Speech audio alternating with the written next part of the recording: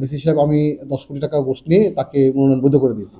আমি একদম চ্যালেঞ্জ করে বলি এখানে, যদি কেউ প্রমাণ করতে পারেন যে 10 কোটি টাকা না 1 কোটি টাকা, 1 টাকা যদি কেউ ঘুষ দিচ্ছে তাহলে চাকরি ছেড়ে চলে যাবে এবং যে কোনো অপরাধ যে কোনো শাস্তি মাথা ব্যথা নেব। দ্বৈত নাগরিকত্বের একটা বিষয় নিয়ে একজন প্রার্থী অভিযোগ করেছেন যে তার প্রতি বৈষম্য করা হয়েছে এবং একই সাথে বলা হয়েছে যে জনাব মালেক সাহেব 3 আসনের প্রার্থী, তাকে আমরা স্বজনপ্রীতি করছি এবং হচ্ছে যে জনাব এতেশাম এনসিপি তিনি তার প্রতি করা হয়েছে, বৈষম্য করা হয়েছে। তো যেহেতু এইটা নির্বাচনী অনুযায়ী আপিল করার সুযোগ আছে, উনি আপিল করবেন, আদেশে কপি নিয়ে গেছেন, কিন্তু যেহেতু এইটা বিভিন্ন জায়গায় তারা বলছেন এবং সত্য নির্বাচনের বিষয়গুলো নিয়ে প্রশ্ন তুলছেন, এইটা একটি বিষয়।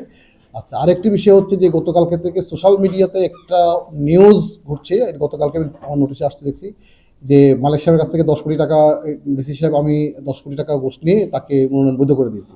তো এইটা জনমনে একটা আপনার হচ্ছে এক ধরনের হতাশা বা এক ধরনের তৈরি হয়েছে। ফলে এই দুইটাকে আমি পাবলিকলি ক্লিয়ার করতে চাই, দুটো বিষয়। এই জন্য আপনাদের মাধ্যমে এই জিনিসটা বক্তব্য দেওয়ার জন্য মূলত আজকে এখানে সমত হয়েছিল। প্রথম বিষয় হলো যে আমাদের সংবিধানের আর্টিকেল 66 অনুযায়ী মানে কি কি কারণে একজন মানুষ মানে মেম্বার অফ পার্লামেন্ট বা এমপি হতে পারবেন না সেটা বলা আছে। তার মধ্যে একটা হচ্ছে যে কোনো ব্যক্তি যদি কোনো দ্বৈত নাগরিক হন, বিদেশি কোনো দেশের নাগরিকত্ব গ্রহণ করেন, তাহলে তিনি হতে পারবেন না। এখন এখানে আমাদের প্রার্থী যে 3জন প্রার্থী ছিলেন, 3জন তারা দ্বৈত নাগরিক আছেন এখানে। একজন এতেশাম জানান, আরেকজন হচ্ছে আপনার আমাদের মালেক, আরেকজন হচ্ছে আমাদের গণ অধিকার পরিষদ আরেকজন প্রার্থী, 3জন। তো প্রথম দিন আসলে জনাব মালেক সাহেব এবং হচ্ছে গণ অধিকার পরিষদের ওনারা একটা ডকুমেন্ট দিয়েছিলেন, সেটা আমার স্যাটিসফাইড হয় নাই। আমরা চেয়েছিলাম যে ওনারা শুধু লয়ার ফার্ম যে ফার্ম আছে সলিসিটর ফার্ম, সেই ফার্মের মাধ্যমে যে আবেদনটা জমা দিয়েছেন ওইটা দিয়েছিলেন।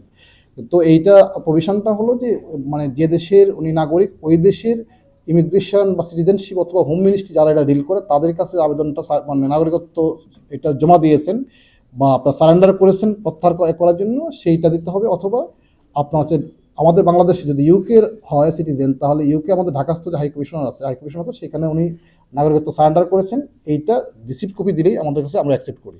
এরপর প্রক্রিয়া হলো যে এইটা পরে ভেরিফিকেশন হয়ে পরে আসে এবং এটার বিষয়টা হলো যে এটা যদি কেউ পাসও করে যায়, পাস করার পরেও কিন্তু যদি প্রমাণিত হয় যে উনি আসলে দ্বৈত নাগরিকত্ব ওনার আছেন এবং এটা প্রমাণ পাস হওয়ার পরেও কিন্তু এই কারণে ওনার নাগরিকত্ব মানে মেম্বার অফ পার্লামেন্টশিপ বা এমপি হিসেবে উনি হয়ে যাবেন, অবৈধ হয়ে যাবেন, এটা মেম্বারশিপ থাকবে না। এটাই হলো আইন, এটা হলো নিয়ম।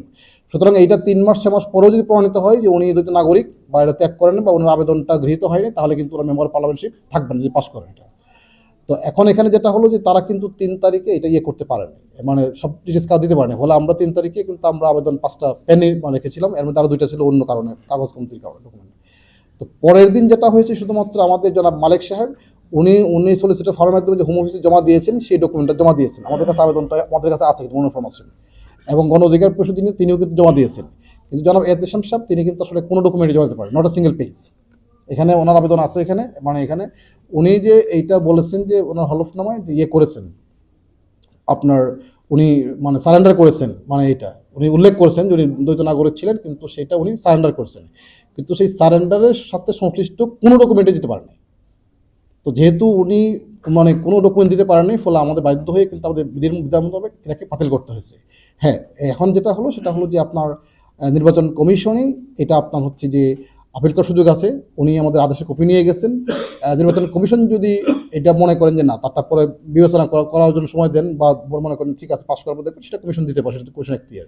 But as a returning officer আমার কাছে যেহেতু কোনো ডকুমেন্ট বা কোনো সাবমিশন বা কোনো কিছু দিতে পারেন নাই, ফলে তাকে কিন্তু বাতিল না করে আমাদের কোনো উপায় ছিল না।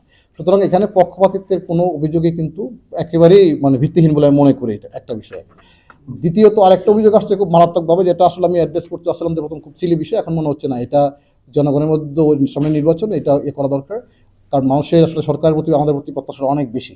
সেটা বলা হচ্ছে যে 10 কোটি টাকা মানে ঘুরে দেওয়া হয়েছে মানে আমাকে মালয়েশিয়ার এখানে। আমি একদম চ্যালেঞ্জ করে বলি এখানে, মানে যদি কেউ প্রমাণ করতে পারেন যে 10 কোটি টাকা না 1 কোটি টাকা, 1 টাকা যদি কেউ ঘুষ দিচ্ছে তাহলে চাকরি ছেড়ে চলে যাবে এবং যে কোনো অপরাধ যে কোনো শাস্তি মাথা ব্যথা নেব।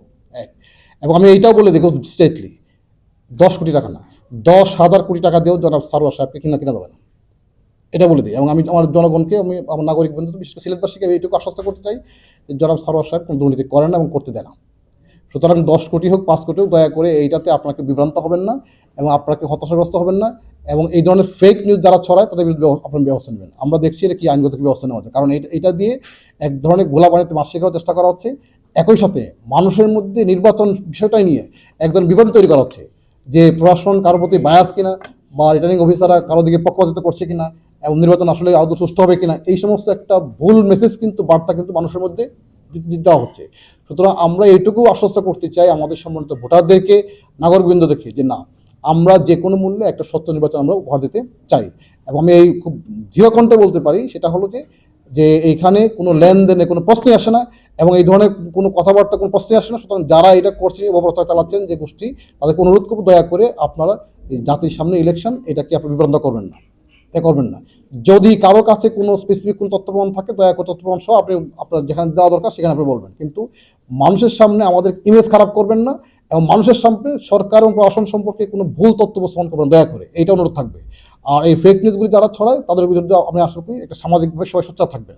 শুধু মূলত এই বার্তাটা দেওয়ার জন্য আসলে আপনাদের কষ্ট করে এখানে নিয়ে আসছে।